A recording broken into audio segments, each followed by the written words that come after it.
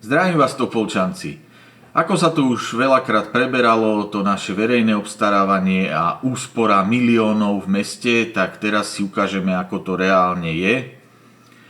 A uvediem vám jeden fiktívny príbeh, kde vystupujem ja, Jozef a Juraj. A potom si povieme aj naozajstný príklad. Takže Juraj má veľmi rád alkohol a preto ho chcel zohnať čo najlacnejšie. Preto vyhlásil súťaž, kde mu majú dávať ponuky na kvalitný alkohol s názvom Vice Primitive Extra Retro Bike Edition. Predpokladaná cena zákazky bola 10 miliónov eur.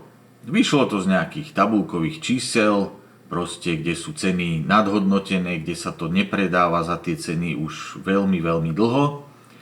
No, Jozef ponúkol, že to vie dodať za 2 milióny eur. Ja som ponúkol, že to viem dodať za 1 milión eur. No a v Jurkovej vysmiatej hlave sa to vypočítalo tak, že sa chváli tým, že ušetril 9 miliónov eur, pretože predpokladaná cena bola 10 miliónov. Lenže Jurko neušetril 9 miliónov, Jurko ušetril len 1 milión, pretože je to rozdiel medzi tou najvyššou a najnižšou ponukou.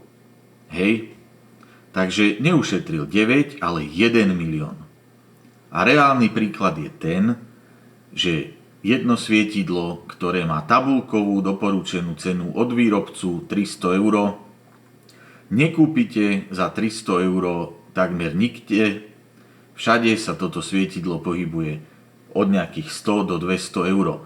Čiže keď dám ja súťaž, a to svietidlo mi niekto ponúkne za 100 eur a za 120, tak nebudem tvrdiť, že som na jednom ušetril 200 eur oproti tej tabuľkovej cene, ktorá je nezmyselná, hej, ale ušetril som len tých 20 eur medzi najvyššou a najnižšou ponukou.